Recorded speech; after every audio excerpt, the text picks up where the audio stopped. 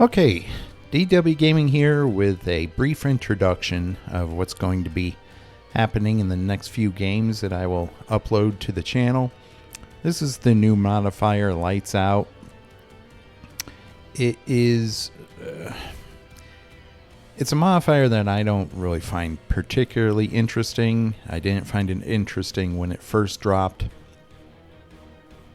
It is something I will most likely play to complete the tome, and that's it. But I won't be spending any extra effort in this mode. And for the simple reason of what they've done. And I'll go through it here. They've changed it significantly from the first time it dropped. So, while playing Modifier Lights Out, the following gameplay changes are in effect. Loadouts are disabled, no perks, no items, no add-ons. Right there, that's a lie. Because there are a number of chests. I think they've added chests to this mode. So survivors do get items. The fog is thicker than ever. Both killers and survivors have limited visibility. Survivor and killer sounds are also harder to hear through the thick fog. The killer's terror radius and survivor's scratch marks are suppressed. Anti-camp distance is doubled. Why? Why has this been doubled? I've played a few games now where I've gone against some Twitch streamers and I've watched their VODs after the match. And I can see that they're almost on the verge of actually being able to unhook themselves. Where I'm like at least half the map away chasing another survivor. Or I hook them near a generator that's almost done and I need to patrol that area. And my patrol range is effectively limited because of this. This should not be doubled. It's way too punishing for the killer. Killer's ability to terrorize their prey is improved in the darkness. Survivors drop the candelabra when put into the dying state. So they start the match with a candelabra. Helps them see. It lights up the area. It also gives them way too much information for my taste. If they actually use it, they can see the auras of generators nearby. The problem is the generators on the map are already on. So survivors really don't need that info. They can just listen and they'll know where a generator is. Also, if you, as survivor, place one on top of a generator, that lets your entire team know that you're working on that generator and they will go and try to finish it. So it encourages gen rushing. And it doesn't matter if they drop the candelabra when put into the dying state, they can still go and pick it up. It's not destroyed.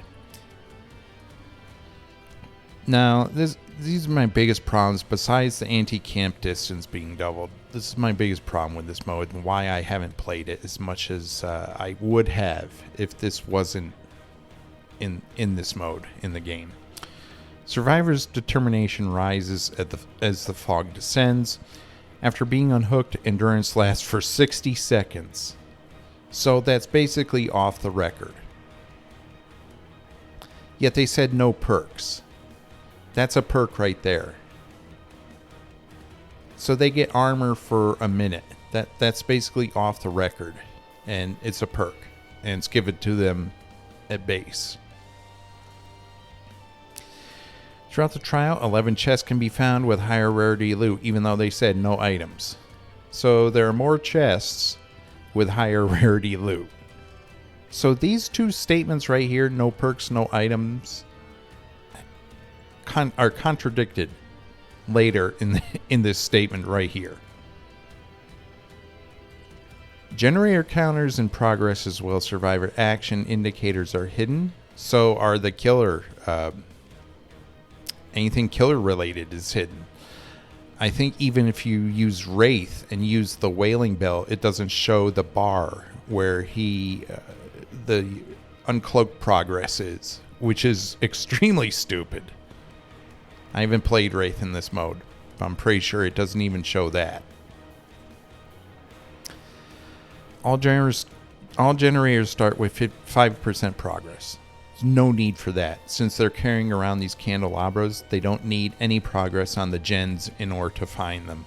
They will find them with the candelabras. So that should have been done away with. Repair speed is increased by 20%. Once again, that's a perk. That's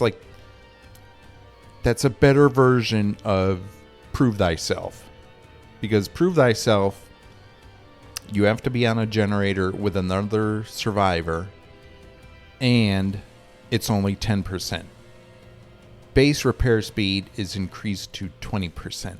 That's ridiculous. That is better than Prove Thyself. It's obviously a perk. So this is the reason why I haven't been playing this mode that much. It's very... unless you have survivors who are just completely clueless and who don't pay attention to their surroundings, which you will get survivors like that. They shouldn't be playing this mode if they are that bad at the base game. But I've gone against really good teams, not even necessarily Swifts, but just really, survivors who knew what was going on, could pay attention to their surroundings, knew what they needed to do, and the gens just flew. There's no stopping them. So this mode has been, for me, a dud. Now that said, I have been using the wolf form of Dracula, and it seems like this mode was made for the wolf form.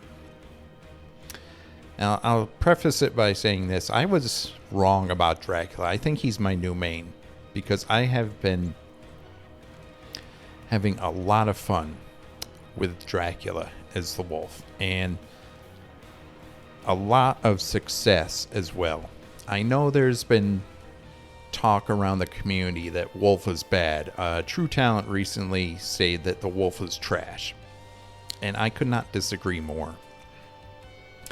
The wolf isn't bad if you know how to use it, if you know what perks to use to make it stronger, if you know what add-ons to use to make it stronger. The loadout I use makes survivors drop scent orbs more frequently and makes my recharging of the pounce more frequent. So basically, when I'm chasing survivors as the wolf, I am always moving at 4.8 meters per second. Also, the wolf is extremely small. It's not like a regular killer. You can have some interesting mind games at loops that you couldn't have with him in his vampire form. Combine that with the fact that the perks I use basically turn the wolf into a stealth killer. It's made... the loadout I use makes it one of the best stealth killers in the game. So, I would not say that the wolf is trash. I would say it's very good if you know how to use it. It sounds like True Talent to me. Unfortunately, doesn't really know how to use it all that effectively. But I have been having great success with the wolf. Much more so than the bat, and definitely much more so than the vampire. The Pillars of Fire, the Hellfire, is absolute garbage. I don't even try to use that perk in any kind of anti-loop situation. I have much better luck using the wolf and a simple mind game to hit a survivor at a loop. The Hellfire is basically useless for me. But I would definitely give the wolf a chance. Use the build I'm using. Make him a stealth killer because he's the ultimate stealth killer in the game. And you'll see that the wolf is not trash.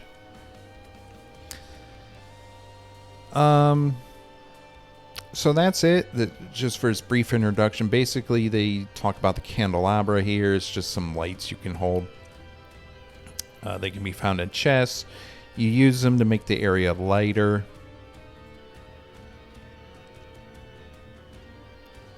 So yeah, that's basically it. Now on to the gameplay, and enjoy the video. Alright, we've got Dracula in the new Lights Out mode. And as I mentioned in the introduction, I've been having great success with wolf form in this mode.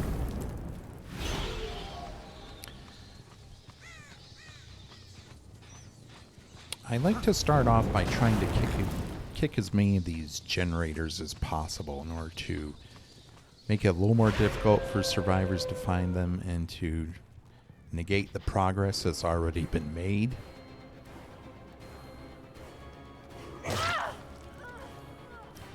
I really do love this wolf form. It's definitely my favorite killer.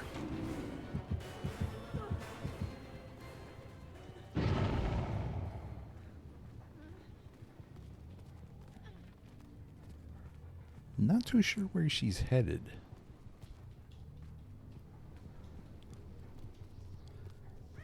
She might have just ran away. The thing you want to do with Wolf, and in regular game mode as well, if you use some of the perks that I do, is you want to play the Wolf as you would play a killer like Pig. You don't want to go around having prolonged chases. You want to sneak up on survivors. And that should have been a grab. It wasn't even a hit. But she gave up anyway. Yeah, you could hear the fact that his transformation occurred by the sound. But, of course, because of rollback, it didn't count. And it didn't even hit her. So that was a lose-lose for me. But fortunately, she just decided to give up. I don't know. As you can see, the generators go relatively quickly in this mode.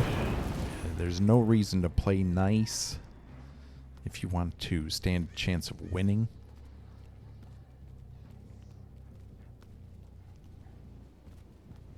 I just don't understand how some people like True Talent can say the wolf form is trash. It's absolutely not trash.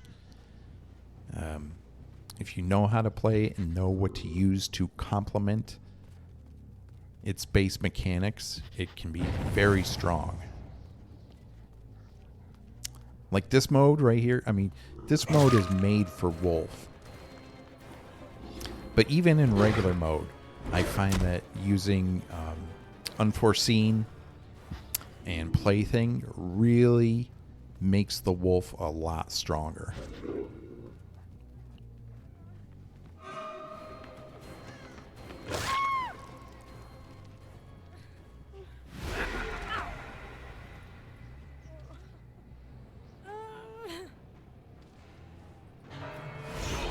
For some reason, there's a bug with this killer where survivors get free Calm Spirit when you hook them. You don't hear them scream. So, I don't know. I kind of prefer it, actually. I wish you could toggle the survivor screams on and off. Sometimes their screams are extremely loud and annoying.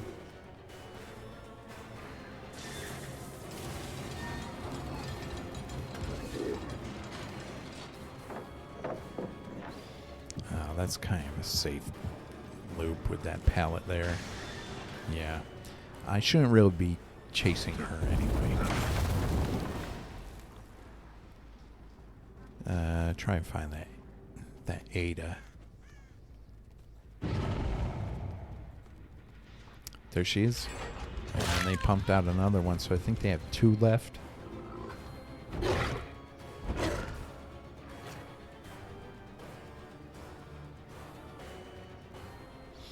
Nice thing about the wolf in this mode as well is that you get good tracking abilities that you don't usually get with the other killers.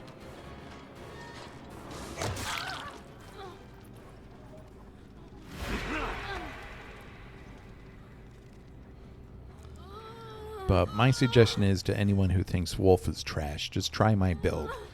I use Unforeseen, Nowhere to Hide, plaything and pentimento. And what that does is it essentially turns the wolf into pig in stealth, but the wolf moves at normal movement speed.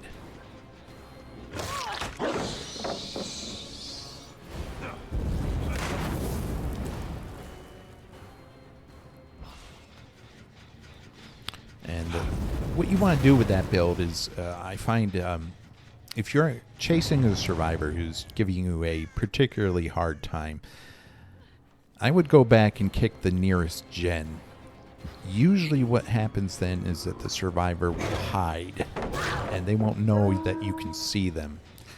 And it will be a lot easier to get them that way, rather than going for a prolonged chase.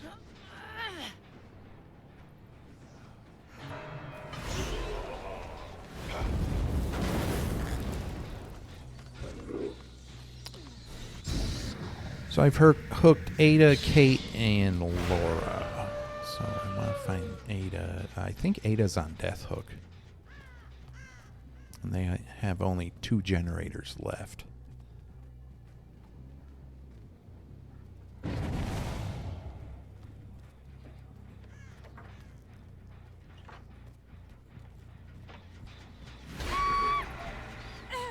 Beautiful. That time it actually worked. I actually was able to get a grab.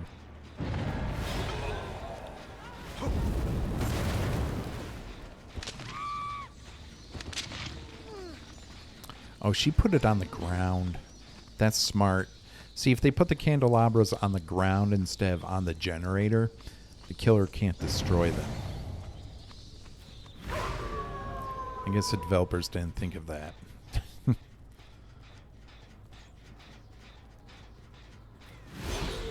I think if they, in order to counter that, if they put it on the ground, the candle should go out.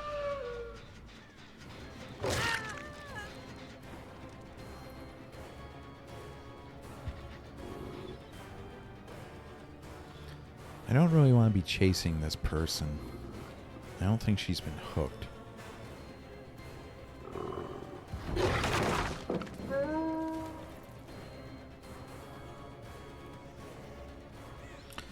You, I definitely want. You're dead, I believe. Let's see if I can cut her off.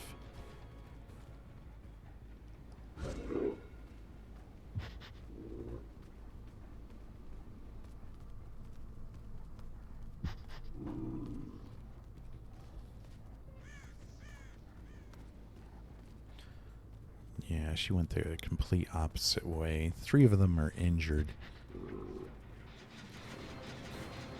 Yeah, I lost the Ada.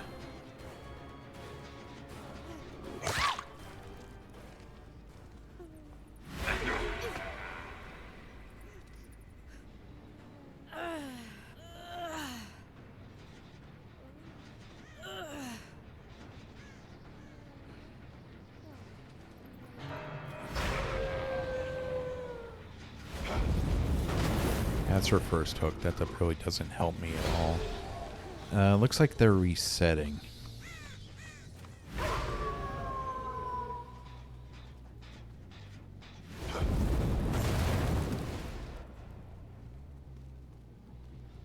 If they're on that one, I'm pretty much screwed. That is really far away. Nope, they're not on that one. Yeah, I can't hang around this area too long. I don't know if that was a teammate, because the anti-camp distance has been doubled, which is very punishing. I think she's dead as well.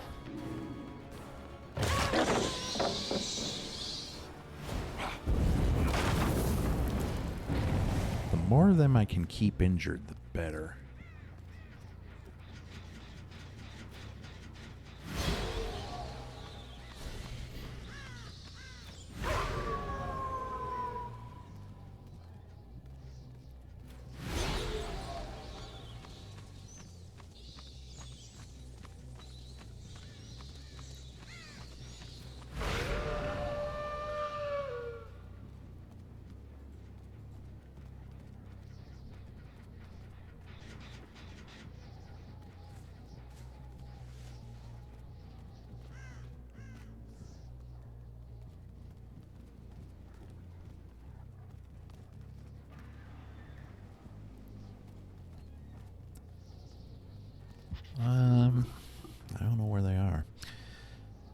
Kate's the only one injured. Let's get rid of as many of these resources they have as possible.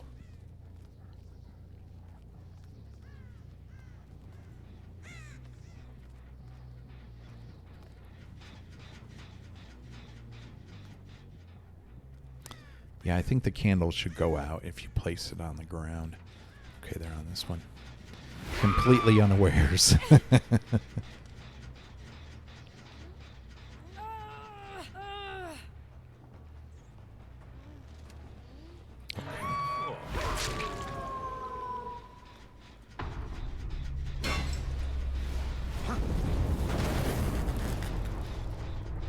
Let's see, now all I need to find is Ada, and the game is pretty much over.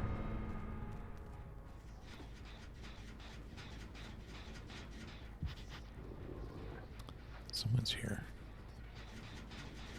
Oh, good. You're just the person I need.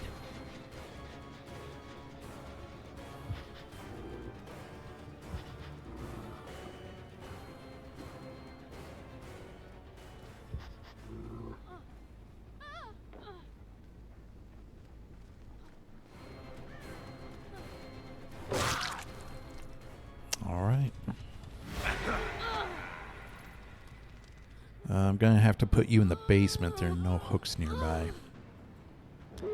Yeah, I figured that would happen. I can still get the win, though, if I intercept one of them. I mean, with all the advantages they give survivors in this mode, just have it so where you, like in 2v8 mode, kick survivors and they end up in a cage. That would save so much time. Okay, they're probably on this one way over here.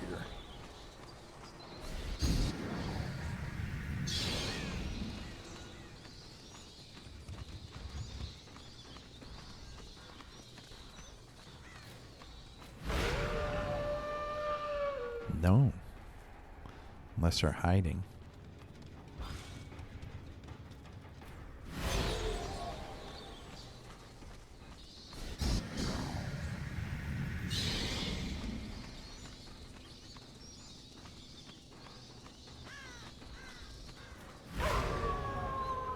Okay, they're being really sneaky. They opened that one.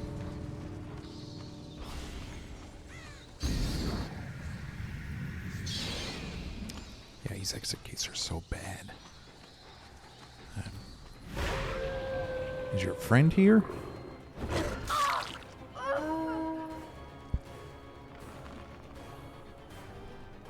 Where's your friend?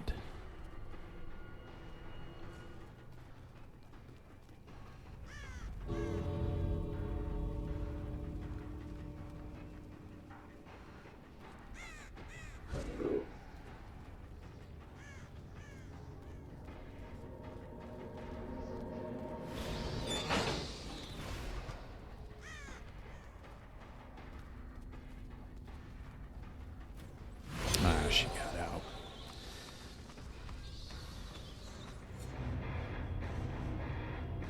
Well, at least I got that challenge done. Yeah, as you can see, this mode is very...